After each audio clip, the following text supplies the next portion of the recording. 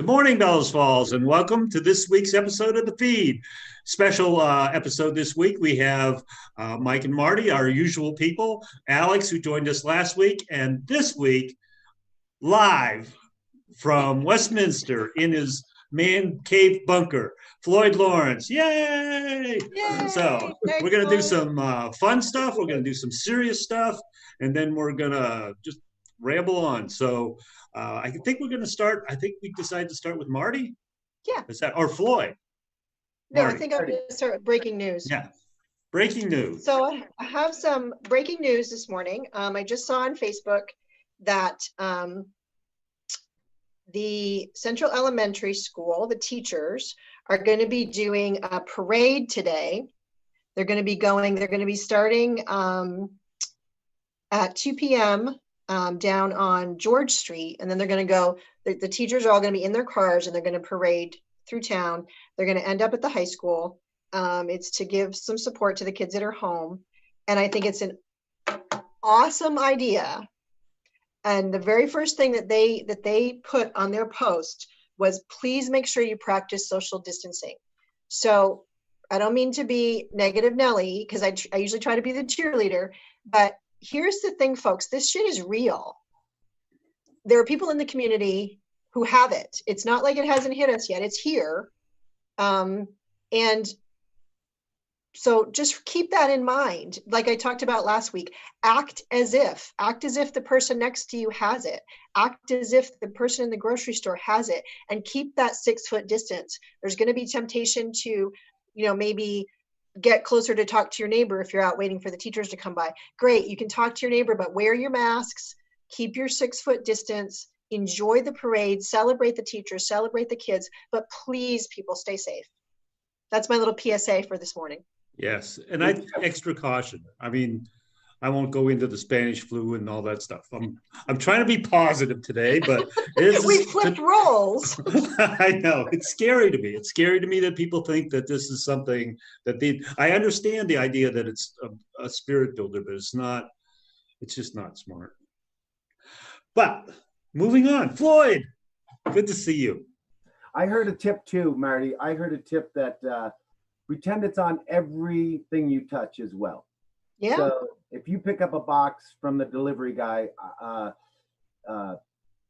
J&H has been great, and as well as my supply house, Granite Group, in delivering and dropping stuff off. So I'm not going inside, and as a plumber, I'm only doing mandatory work.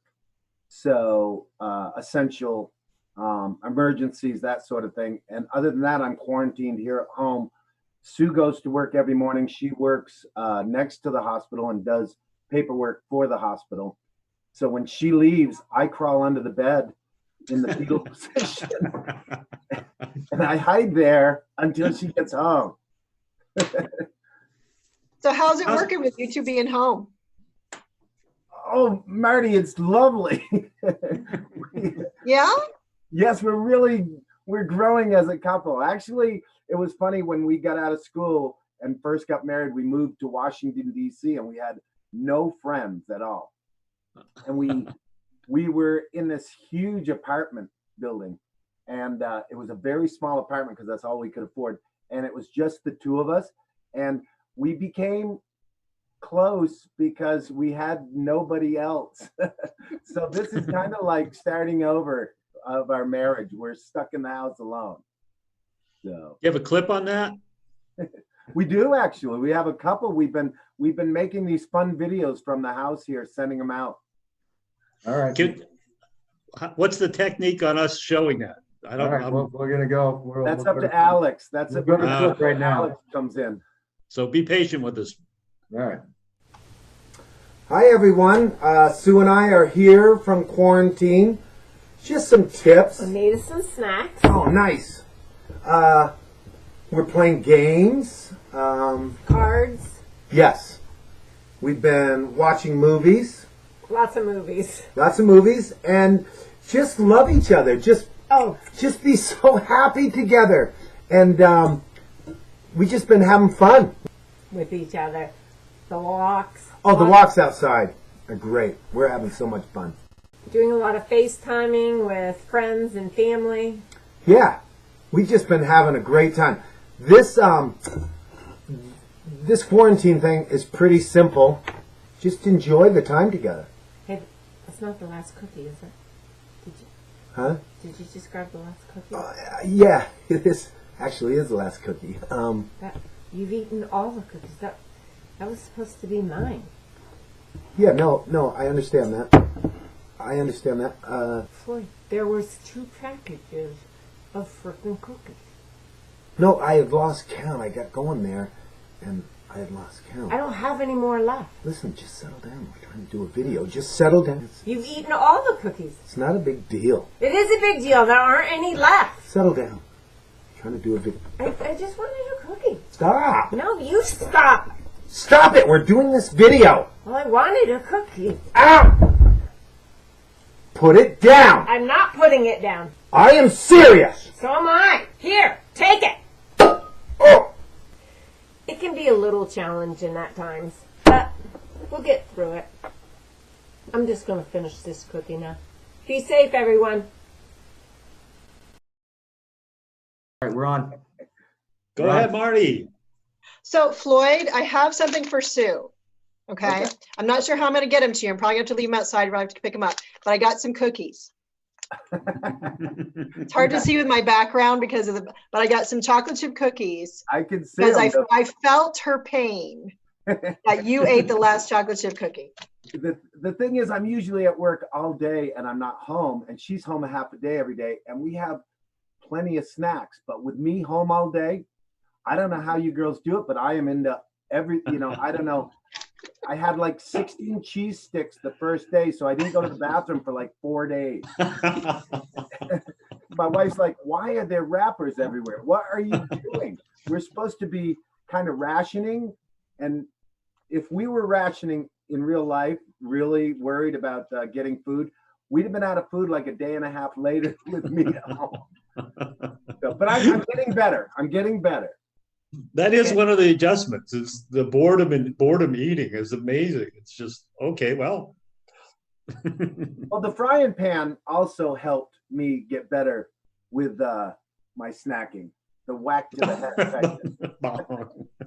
head. And not making light, of course, these crazy times, opioid use is up, and alcohol and domestic violence and all those horrible things because of this. But we were kind of just being on the lighter side and just trying to make people laugh maybe for a minute and distract them. Well, one of the other things I've seen you've been doing is these social distancing videos, music videos. Those are really fun. I really like those. Those I take no credit for those. Those are Jeff and Morgan Potter, who bought the gym. And that's the first place I got to go the minute this thing is over, because but they started this thing where they had their group of friends, and they would just write us and say, here's your lines for the song this weekend, sing them and send it back to us. And then she puts it together in the song. And that's I think if you go to YouTube social distancing, there's episodes 1, 2, 3, and 4. And those are 4. Yeah, they're amazing. And it's not an easy thing to do. I was working with Spanky Payne on one, and that's not easy. It's really difficult to She's got it down. I mean, we're sending our lines, and a day later, she's putting up these great videos. So she's got it down. So they're a great distraction from this as well. And I think we wrote her back, and she says, are these a pain in the neck, guys? And we were like, it beats sitting at home crying all day. So it does. It really does. I mean, it's an important part of getting through this whole thing, is sort of keeping your morale up and feeling good about something.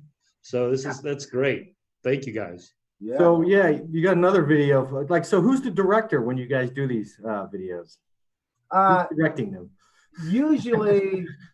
Usually I'm directing them, Yeah. And Sue's laughing through the whole thing. And I'm like, stop laughing. We're trying to do a serious fight here. And, she's laughing me while she's hitting me. But then, what scares me is she almost enjoys the whacking on the head scene. I don't think we needed to do it 16 times. We should have been able to get that in one take. But she did it really well. I mean, she got it down after a few takes. She is, because it's not her thing. I mean, we made her play drums for us, the band, a couple times because we needed a drummer. And she's been around the music for years, and she really can sing really well. But she wants no part of it, no part of the limelight, so to speak. So we're kind of getting her to do stuff she's not comfortable with, but she's doing really well. The drumming, we were amazed at her drumming abilities last week. So where are we? Do we want to go to another clip, or do we want to go? Oh, wait a minute. We want to go to Marty first and talk about masks and how to properly wear a mask and what things you can do to sort of stay safe. Okay. So this comes from, I want to make sure I give proper credit. This comes from A User's Guide to Face Masks. It was April 10th edition of the New York Times is where I got this information. So here's what I felt to be an interesting statistic. It's estimated that 25% of people with coronavirus feel perfectly fine and don't know they're, number one, infected, and don't know they're contagious. So again, just reminding people to act as if, and that's where the masks actually can come into handy. Even a simple mask, a simple cloth mask, a bandana, is effective at trapping the outgoing germs, because there's both outgoing germs and incoming germs. So you're protecting other people from your outgoing germs if you happen to be one of those 25% that has no symptoms and you don't know you're potentially infecting other people. So I think that's a little bit more about what the masks are about. I think a lot of people are thinking, I'm fine, I don't need this, I don't need to wear a mask. But it's more that you are protecting the other person. You're protecting the person that maybe is at risk or has somebody at home that's at risk. So with that being said, here is the proper way to put on your mask. Again, this is all coming from the User's Guide to Face Masks. So the first thing you want to do is you want to wash your hands. But if you aren't in a space where you can wash your hands, then put a little hand sanitizer on. Just a little dab will do ya. Does anyone remember where that came from? Brill cream. Brill cream, a little dab will do you. So wash your hands or put your hand sanitizer on. And then you always want to take your mask and either put it on or remove it using the ear loops. So you put your ear loops on, okay? Then you want to make sure that your mask goes from the bridge of your nose, okay, right down to your chin. So and then it's you want it to be a snug fit and a fashionable fit. I think that's an important thing. It's going to be the new fashion for quite some time. If you have glasses, it does fog your glasses up a little bit. So here's some don'ts that you want to do with your mask. These are things that kind of cheat the mask.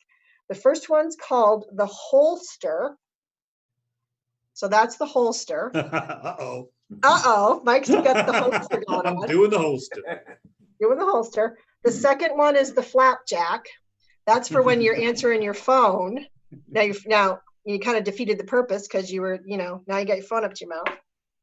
And then, the last one is the lowrider. That's when you have it below your nose. So it's, so those are things that you don't want to do. You want to have it like that. The nice thing about fabric masks is you can wash them. You just wash them like you throw them in your washing machine, put them in the dryer. You can wash them. I washed mine in my sink last night with just a little bit of antibacterial soap, hung them to dry. If you want an extra level of maybe protection, they suggested that you iron your masks with a hot iron. If anyone even still has irons in their home. Yeah, that's another one of those things. That's like something that went by the wayside a little bit. So those are just some tips again. So when you kind of, think about wearing a mask, because I think there's somebody in our audience, or in our midst right now, who really didn't want to wear a mask. Is that true? No. No. Who was I that can't that was believe. resistant to wearing a mask? He's not saying anything. He's not admitting it. One of the other things, just to throw in is people were microwaving masks for a while, cloth masks. Oh. And one of the things to think about is what I read was if you have the elastic, the microwave will sort of fry that elastic. Oh, I would imagine, yeah. So better off to do like Marty said and just wash it. Or Sue has me spraying it with she has an alcohol sanitizer thing that we just spritz it and then go from there. Anyway, who wouldn't wear a mask? Yeah. Who wouldn't wear a mask? Do we have a clip on that? Yeah. Do you have any comments, Floyd, before we go to clip? I fought it the longest at my place, and my wife is just like, and look at me touching below my eye. There you go. You know, that's a big no-no too. You got to get rid of the beard too. Yeah, the beard's got to be tucked up and put away when I put my mask on. But yeah, I fought the mask as long as I could, and Sue was like, "Are you watching TV?" And then when I started watching TV, so yes, I'm masked. If I go into someone's house, I've got my mask. If I go out, I've got my mask now. Sue's got me squared away with the mask. And Marty touched on it a little bit. There's Fauci that speaks to us every night. And what's Deb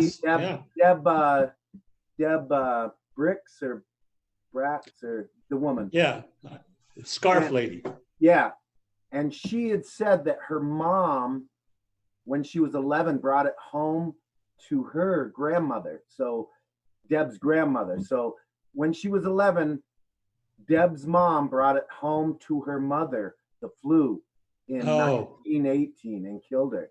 And always lived with that. And that's why Deb had said for the millennials to kind of, it would be a tough thing to live with if you did that. It was always hard for her mom, and there was nothing the daughter, she was 11 years old going to school, so there was nothing could have prevented it, but it still was a tough thing to live with. And when I heard that story, then I started wearing my mask.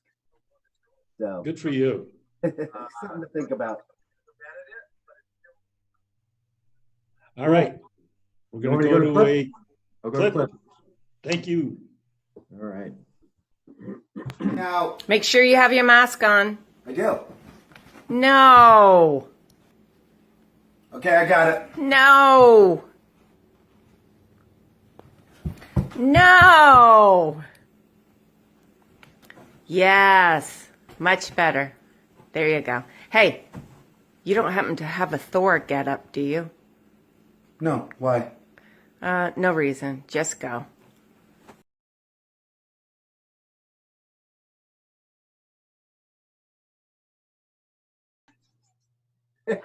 Sounds like we're back. This is an interesting way of doing a show because we're all like trying to figure out, are we back? Are we on? Are we off? All right. Well, I think we're back though. Floyd, you've done it again. Yes, our video came out nicely. That was our here, let me shut my office phone off. You know what? I don't know how to shut it off. Oh, wait a minute. Isn't that your landline? Yeah, this is my bat cave. See, I'm in the bat cave. Yeah. This is, Marty's don't they just put a signal up on the clouds when they need you? Marty's got a virtual going on behind her. This is my virtual. You see it? It makes it look like it's a band room, but really this is the grandbaby's room. Here's the pony. This was my backdrop earlier, and with some diapers on the bed. So Alex is like, that's a peculiar cool. Band room. So then I brought this stuff in so I call this my virtual backdrop. When this is over, I got to quickly get this stuff out of this room because Sue won't have a guitar in this room. I got to get this stuff out of here.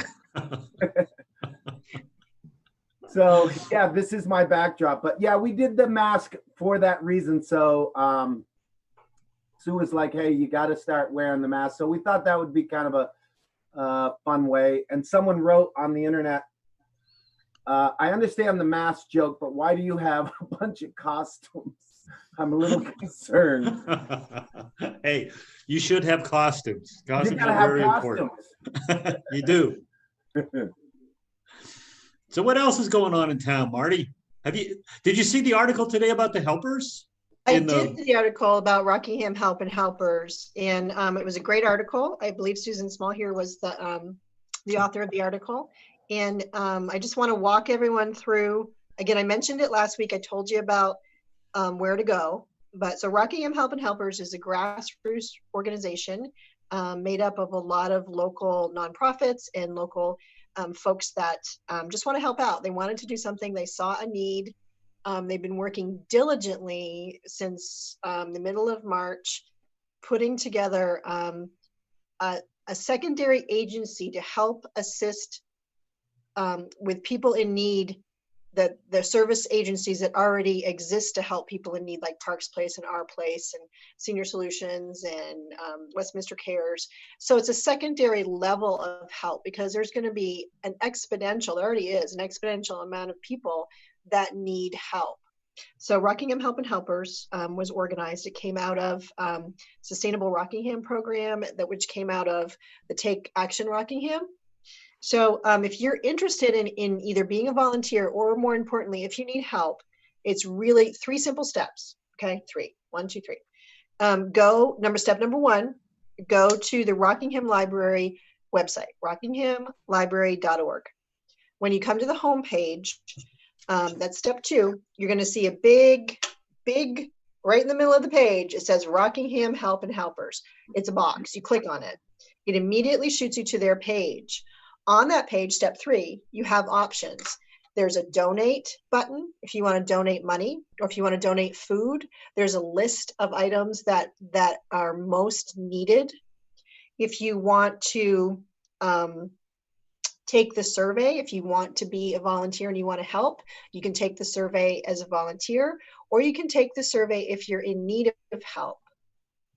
So they have staffed the Waypoint Center. That's where they're gathering food donations and personal care item donations. They're gathering donations for mask making. That's kind of the central hub. The drop-off times are Monday through Friday, 9 a.m. to 10 a.m., and then Wednesday evenings from 5 to 6. It's staffed. It's staffed with safety. You drop your items outside. The staff then comes and picks them up, so there's no direct contact. There's the 6 feet of social distancing. And then the pickup time for people to come and pick up is from 11 to 12 weekdays. And again, there's the same type of thing. If someone was in need, they would place their order. The order would be left outside with their name on it. Regarding the food issue, your first line of defense, if you're low on food, is to go to Our Place. That's the main place. But then if there's secondary things that Our Place is running out of, because Our Place is they're at capacity right now, then you would go to the Waypoint Center. One of the things the group is working on right now, because I have heard, some volunteers haven't been contacted yet, so they're feeling like maybe their help isn't needed. Your help is needed. It's just it's a huge coordination task. Yeah. So one of the things that I just got a post from Laura Charbon from Greater Falls Connections, is she's working on Google mapping, so that she can map neighborhoods and show neighborhoods where there's need, and then within that neighborhood where there's volunteers, and then can connect, so that you're literally helping your neighbor. So it's not like you're having to potentially get in your car and drive, a distance, but if they can connect neighbor to neighbor, that's what they're working on doing. If you have a neighbor that you think might need some help, but a lot of people are, they're kind of shy about that type thing. They don't want to take the survey. They don't want people to know they need help. Then maybe you should reach out to that neighbor, and you should tell that neighbor to give the Rockingham Help and Helpers a call, because someone will help them fill out the survey over the phone. If you call 463-4270, then you can have help filling out the survey over the phone. You don't have to do it on the computer, and everything is kept anonymous. So another helpful thing about Rockingham Help and Helpers is on that secondary page, the Rockingham Help and Helpers page, there's a general information button along the side. So if you want business updates for businesses that are open, closed, how they're operating, where to find food, where to find shelter, what's up with the town of Rockingham, medical, financial, there's a whole list of general information. One of the things I wanted to point out is HCRS is now offering what they're calling a warm line as opposed to a hotline. Normally the hotline is for people in crisis and pretty much just for HCRS clientele. The warm line is for anybody that's feeling overwhelmed, anybody that's feeling anxious. It's staffed by trained HCRS staff. It's 7 days a week, 7:30 a.m. to 10:30 p.m. The number is 1-800-917-1622. So if you need to reach out, if you need to have some social contact, you need to talk to somebody, then reach out to HCRS's warm line. Great. That's very good. Thank you, Marty. Good update on everything. So much going on right now. I would like to reinforce the point you made about being patient if you're a volunteer or if you're looking for help. Is just the group is doing amazing work really fast, but it's sort of like trying to build a car while you're driving the car and getting gas and oil and everything else, and the engine's running. It's just crazy busy, and it's hard to do, and it's hard to get the steps in the right place. So they're doing a fantastic job. They're doing an amazing, amazing job, and a huge shout out to everybody. Again, I'm reticent to name names because I'm afraid I'm going to forget somebody, but y'all know who you are, and you are doing an amazing job at navigating something that's unprecedented. Yes, incredible job. Thank you. So Alex, there's a lot going on and you're really keeping us informed as far as the meetings are going and what's happening with the schools and the towns. Do you want to just give us a quick update, or do we want to just open this up, or how do you want to do this? Yeah, there's a couple major things that are going on, obviously, because towns are preparing and school boards are preparing for a huge tax for revenue decrease because, obviously because of the economy, because people may not be able to pay their taxes because of money spent for the crisis. So like the Bells Falls Union High School, there was a long discussion about actually cutting the budget, I think right now 15%, and then I think laying off as many furloughing or as many employees. You watch the meeting to the exact term. Right. That got voted down, obviously, because they're still not sure of how this is going to affect them budgetary down the line and how long this is going to last. But it was kind of a close 3 to 4, yeah, and a long discussion, and they're preparing for the fact that they're going to have to make some drastic changes and some drastic cuts, and so they left that meeting with the that Chris is going to be able to do something, be able to make those changes without effectively make those changes. And then the same thing with Village of Bells Falls. I mean, obviously they're looking ahead and preparing for the worst case scenario of 15 to 20% reduction. And this is kind of like information that's coming from the state too. So, and so then last night's village trustees meeting, they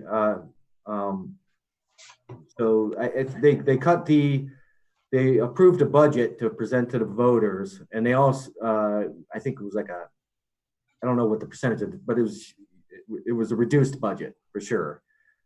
They reduced the staffing for the police department to, I think 8, from 10 to 8 to 7. It was confusing during the meeting. They were confused themselves, but they've reduced that. They terminated Officer Caesar, the K-9. Yeah. So that dog is no longer in service. And then they also made promises that they're going to have to start cutting even more, heading into the future. Wendy Harrison, the manager, put in her letter. At a joint board meeting, both boards voted not to renew her contract, which ends on June 30th. And at this meeting, I guess she put in a letter of resignation for May 15th. So 1 month from today, that's the date, because there was some confusion. At least I thought there was, as whether it was. I went back and watched the video because I was watching it last night, because little do they know, even though that you're doing the Zoom meeting, for me to be able to broadcast that out, I got to tap into your Zoom. I got to put it in through a piece of software, and then I got to export that out. Someone's got to be here to man that. So, and by the way, just so most towns know, we're not charging towns for covering their meetings via Zoom, because we don't have to, we don't have to pay a contractor. The $50 is to pay a person to operate the camera and record it. That's it. Everything else is we do here as our organization. And actually, that's a subsidized rate. That doesn't even cover the entire cost of getting everything up. So yes, it's 5:15. That's what it was stated as. Now the audio was kind of crummy. I could have given them some suggestions on how to do that. I think here's a suggestion for them: is they're half the board is in a meeting room, so every board member should have their phone on and have headphones in, and be tapped into Zoom via their phone, so that we can all hear. But anyway, everyone can hear. Yeah. So yeah, and with the manager sidelined, there was some, obviously the manager's sidelined. She's leaving, so I mean, don't. So they're taking the leadership role, and if you watch the meeting, that's, they're kind of operating without a manager.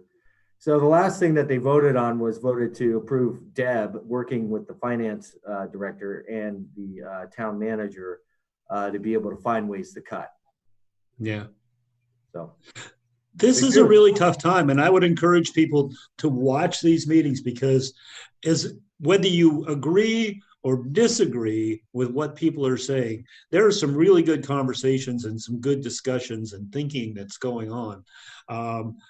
I really like the school board meeting, because they are really thinking about this. It's like, we need to keep people employed, because that's good for the economy, that's good for people, that's the kind and good thing to do.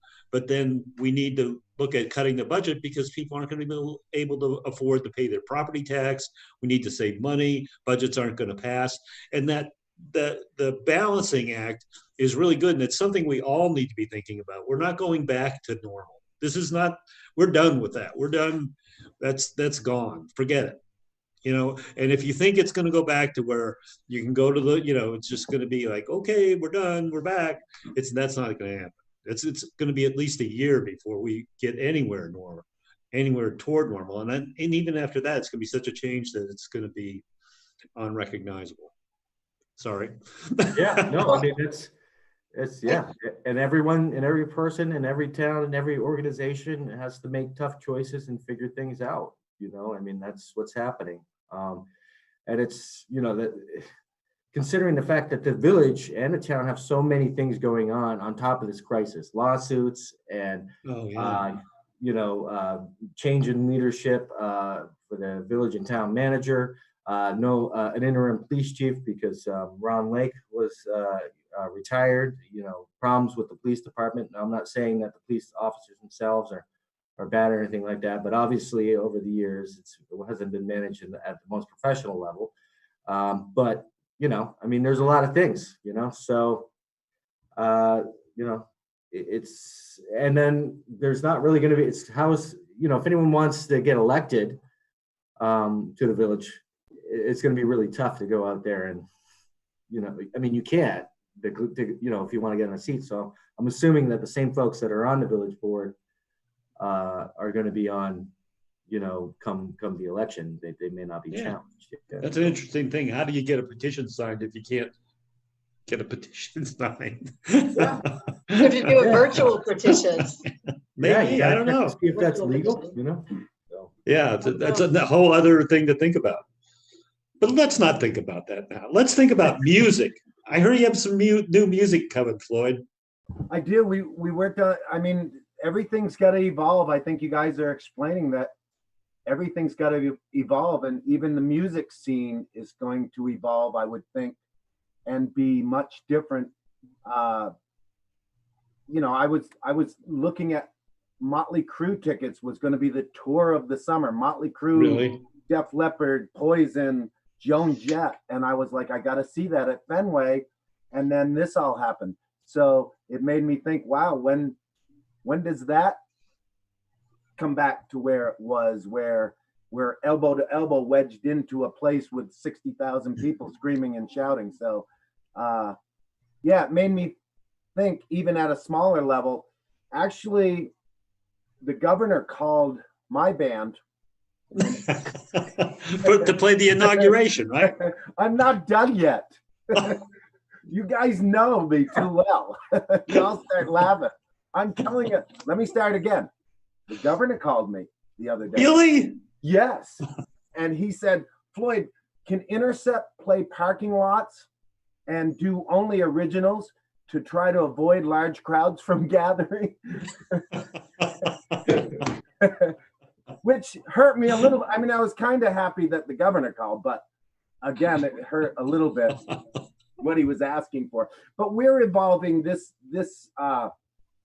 technology has been around, and I have used Skype before, but this is the first time we're conducting songs this way with the band, trying to write. And I thought bands could call in, because this is a great opportunity, your show now, to bands that couldn't come into your studio could do this with their 4 members and join your, even if they did a quick song or a, you know, how they're coping with it and played a song. This would be really cool. I know Roy Brown put a new project together and I was looking forward to seeing it. And then of course, this happened, but I know PKs, we're still trying to support them because they're kind of like one of the few local where you can see music still. And I know they're doing something, is it Taco Tuesday? Yeah, I guess it wrote really well. Yeah, so I'd like to support that, and I'm going to get my tacos this week. I'm not positive it's Tuesday. It could be another day. It is Tuesday. Sure. Okay, great. So we're going to support that, but we look forward to playing there again. But yeah, this new technology, we're going to have to evolve, I guess. And I worked on a song a while ago, and I can I was going to play just a verse and a bridge and a chorus, just so you kind of hear it in its early stages. And then in a couple of weeks, we should have the video done. But this is kind of the first time we're not using Rob Bridge as like someone, because Rob was recording us and producing us in the studio. So Rob would say, okay, you should do this or should do that, or this needs to be louder. We're not going to get that this time around. So we're going to try to do it from our recording studio here. But so I can kind of play a little bit of it if you guys got a minute. Yeah, go ahead. So this is how a song, so this would be, you're going to hear the version that I'm sending to my band members.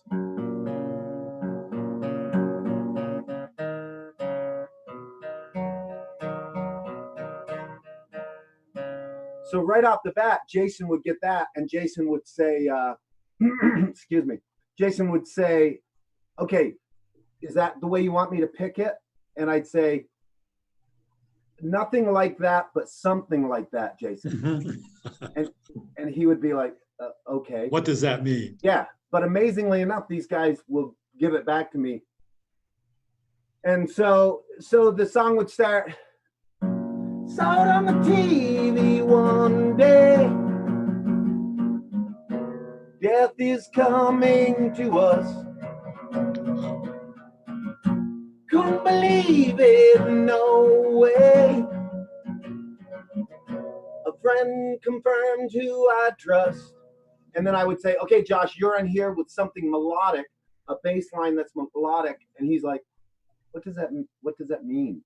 And and he's like, what key is it in? And I'm like, I don't know what key it's in. Just play something melodic there. How can it be? I wanna be an ending. The war is here, the brave ones are defending. And then I say, okay, everybody gets heavy. You do this, and Jake, do a drum fill like all the other songs, but make sure it's not like any of the other songs. Jake's just like, but the amazing thing, they're all better musicians than me. So when I get this stuff back, it's like, hey, that was easy. So then the chorus. Oh, do you remember? Oh, do you recall the time we lost it all? Oh, the time we lost it all. And of course, that would be the heavy part, and they'll have that part down to a science. I won't even have to say anything there. But that's kind of this new song, the origin. It's starting right here. So that's the early stages. It's got out to the guys. They've got their homework to do, and then we'll see when it comes back in a couple weeks. And we may add it to Dark Days, the CD that Mike's like, is that ever going to happen? Yeah, well, yeah. But Dark Days is finished. We got the front and the back is Kirsten. And you might see the new video in a little bit from it and the inside. But the problem, and Stan Rumrell Jr. did the cover art, which we love. You can't see that well, but I'll get you a better picture when it comes out. But because of the name, Dark Days, and the just what we're going through right now, we thought, do we want to release a CD called Dark Days right now? So we kind of put that on hold, and we're going to add this song to it. And I'm not the only musician now. You know, there's everybody's got one of these songs. So it'll be cool when these come, and they're out now too. But it'll be great to listen to these songs. But we're evolving the way we write, and I think it's going to be fun I've seen some performances on this Zoom, and it's really cool. I got a question for you, Floyd. Sure. Do you think that this is a time for musicians and music to kind of go back to the roots and make it more about the music? I've seen a lot of artists doing, one of my favorite bands that we actually have concert tickets to this summer, and I don't know if we're going to get to see, is the Revivalists. They're a band out of Louisiana, New Orleans. And the lead singer of the Revivalists has been doing these acoustic live Facebook, like little mini concerts. And it's just him, stripped back his music. He can, because he's going live, he can see the comments from his fans. Do you think that we're going to have this whole like revelation in music where the music becomes more about the fans and performing and performing for yourself versus I got to put on a show? Yeah, no, it's going to be back to an intimate setting and the response from the song will be still immediate. You don't have the song, like the cheer at the end of the song kind of lets you know, okay, we nailed it with that one. You're not going to get that, but the responses, you're reading them as you're playing along. But I know I'll miss plenty of people, but the Holloway Boy has put a couple songs on, and it's fun to watch him perform from his, these performances from their computer rooms and their living rooms are so cool. I've seen Steel Rail. I've seen local band Turn It Loose. I've seen one of their members doing a couple songs. So, but not as a group. So the song is different. Now it's that guy's interpretation of the song. So yeah, it's a whole, it's still new to us. We're able to still get together because we're kind of self-quarantined. Josh, my son, is laid off. So he's able to come to our house. If I do a job that is questionable, maybe in a building with a lot of people, then what I'll do is I'll quarantine myself again, and then I wait for another practice. Yeah. And Jake's been laid off for a while because he works at the gym up there. Jason is loading trucks and working harder than ever.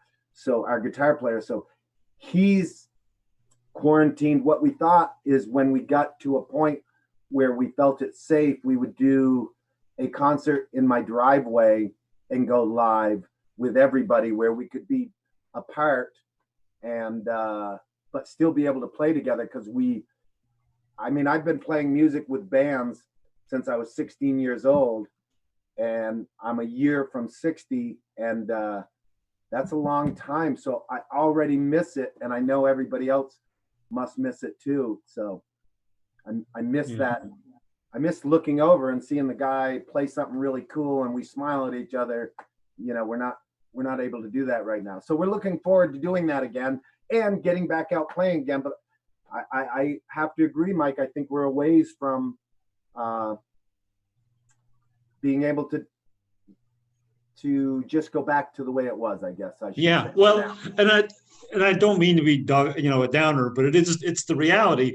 And one of the things, I actually watched two groups last weekend that were playing in two different towns at the same time, but they had played together, and they would normally tour together. And they were doing Zoom and switching back and forth between songs. And like you said, it was the most intimate thing. You could tell they were having difficulty without the feedback from the, and they even said that. They said, this is sort of difficult when I'm just sitting here singing to a computer. But from my experience, they were people I probably never would have seen live. And it was really intimate. It was really like sitting in their living room with them while they played. And they called it the kitchen table concert. And it was really, really cool. One guy was at his kitchen table, and the other two people were in their parlor, and it was just very good. It was nice to watch. But again, it's not live, and it's difficult for them. They have to get tips on PayPal or whatever, and I don't know how that's going to work. Yeah, I was wondering how this would be, and me and Alex kind of talked yesterday. I missed popping into the station and being able to see you guys and sit next to you and talk before we get started and have a joke and a laugh before we start. So, but this is surprisingly pretty comfortable too, except I was going to do this to you guys. At some point I was going to go. And then I was going to wait for you guys to say, oh, Floyd froze. And then I was going to, no, I didn't freeze. I was just messing with you guys. But this, Alex talked to me yesterday, and then he said Jake was in the hospital. So I want to wish Jake speedy recovery. I hope that's good. But this might be the way you talk to your friends now, and get caught up on what's going on. And it's the way of the future. It's kind of weird, but I think it'll get intimate again because we'll get used to this as being the norm. Yeah, I think you're right. Not that it's a good norm, but it's a norm that we maybe have to adapt to. Yeah, and a vaccine might come out soon, and I don't want to be Debbie Downer either. Vaccine might come out or antibodies, and in a couple of weeks this thing could be over, and we might be back full bore. But it's going to change things regardless, because we got to look down the road for the next one. So we'll have to get more prepared for the next time around. That's exactly true. On that, not on that note, but on a different note, don't we have another clip of you of Floyd playing with like a cello player, I heard? Yes. So we had finished the song with Tim Merton and his wife Jennifer, and that was fun shooting the video. We shot the video with Alan Dater and his wife, our girlfriend. I'm not sure if they're married. Lisa Merton. And Alan had worked on, and I can't say too much because he's a humble guy, because I was like, oh my God, he worked with Johnny Cash. He traveled with Johnny Cash and did a documentary on Johnny. He worked for a magazine at the time. And I won't say, because I don't know what he wants me to say, but to be around him and hear that, I'd love to go over and have a beer with him and listen to his stories. But yeah, so when we did the video, they were doing the drone shots, and Sue and Kirsten were running the camera, and we were set up in a field, and Tim and his wife of course, they weren't using they were using acoustic cellos. Mm-hmm. So this amazing sound with them, because they were pretending we were all lip syncing basically in the field, but they were actually playing. So listening to those two play cellos out in this beautiful field, we were just like, wow, we could sit here all day and listen to those two play. They're amazing. So it was fun, but there was one instance where we were catching things on fire because that's what we do. And we're like, if we could just take your cello and a little bit of fire going up. And Jennifer was like, she looked at her husband, Tim, and she's like, this is from the 1700s. I don't want them near, do not let them near my cello. Get those people back. But we had a great time, and it was totally out of the norm for them. And it was out of the norm for us in the studio. Rob Bridge did a great job because the tuning was a little bit off, and he adjusted stuff, and he put a lot of work into the song. And we have to give him a great shout out. But yeah, the video came out nice, and we left. There's a longer spot in the middle, the beginning, where the music doesn't start, but the drone shots were so neat. We just left them in, and this is one of the songs that made it on the CD Dark Days. Great. I don't see Alex, but I'm hoping we can go to... Alex has left the studio. I'm hoping we can go to clip here. Oh, there he is. No, we're going to clip. Let's end the show on the clip. How does that sound? You guys have, I just want to say thank you. I miss you guys. Thanks for having me on. And it was great having you on, Floyd. Come back. Yeah, thanks for coming on. And thanks for keeping everybody up to date on what's going on. We'll continue to watch the show, and we'll come on as soon as we can again. All right. Thank you very much. I think that's it for the feed. I think we're going out with a music video. See you later.